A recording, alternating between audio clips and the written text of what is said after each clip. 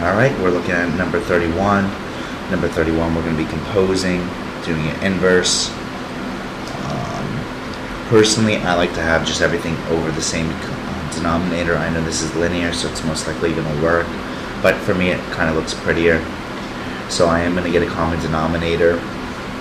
So right here, if this is over 1, we're going to times that by 5, and then times this by 5, which we get negative 20 over 5 plus 1/5 x, which would end up getting, let's just say f of x is equal to, we'll just flip it around, x minus 20 over 5.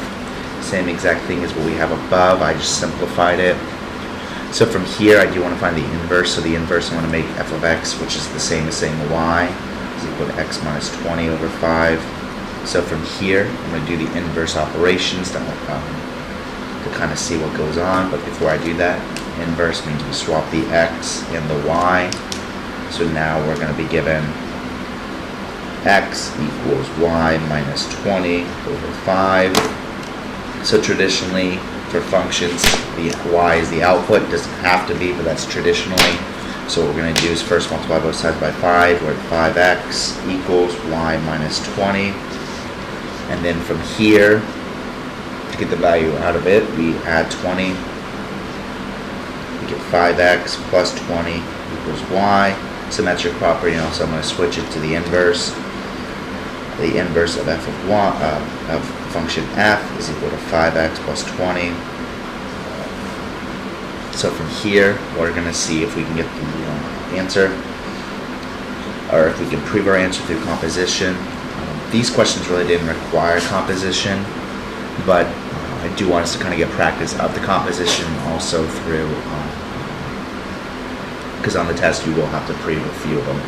Alright, so first we're going to do the f of the inverse function of f is equal to, and I'm just going to use this function as my original.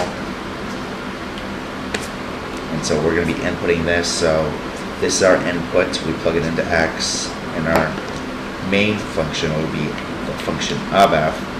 So anytime we see x, we plug in 5x plus 20, so we get 5x plus 20 minus 20 over 5.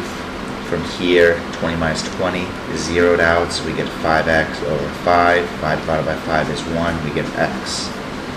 So then from here, we're at f of negative 1x. So the inverse function of f of x, is equal to, so right here, that's our main function is going to be inputted into our inverse function of itself. And right here, we're just proving that we did it right.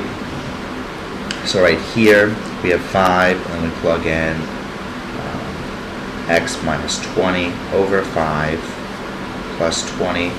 So right away, 5 times both denominator of 5 will cancel. So we're at, it's equal to x minus 20 plus 20. Negative 20 plus 20 is 0, so we get x. Works. So it looks like we are at our proof. We proved that they're both composite or inverse functions of each other, because it doesn't matter how you compose them, they're always going to be the same output.